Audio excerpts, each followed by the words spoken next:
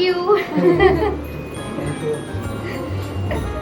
थांबा थांबा, इथे ब्लॉग संपला नाही तर चालू झालेला आहे. तर हाय हॅलो नमस्कार, मी कविता मेहंदी डिझायनर. तर मी निघाले आहे माझ्या आजच्या ऑर्डरसाठी. आजचं लोकेशन आहे नवी मुंबईमधलं नेरूळ. तर आम्ही लोकेशनला अशा प्रकारे पोहोचलेलो आहोत. गेल्या लगेचच छोट्याशा कलवरीची पहिले मेहंदी घेतली. त्याच्यानंतर आम्ही काढणार आहोत मानाच्या मोठ्या कलवरीची मेहंदी आणि ती आहे ही इंद्रायणी ताई.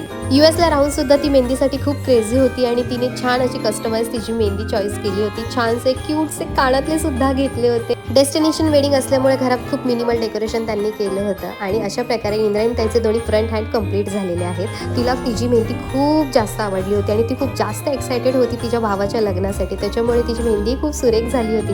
आणि हा आहे इंद्रायणी ताईच्या मेहंदीचा फायनल लुक.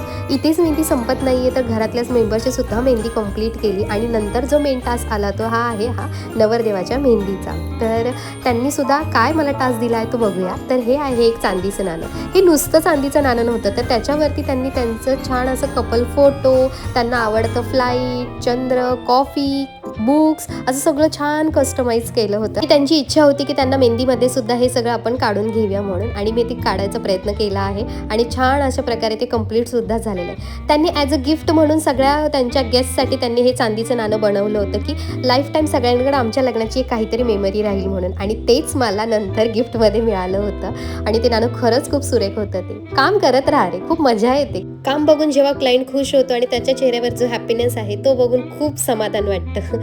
चला तर भेटूया आपण नेक्स्ट ब्लॉगमध्ये. Bye, take care.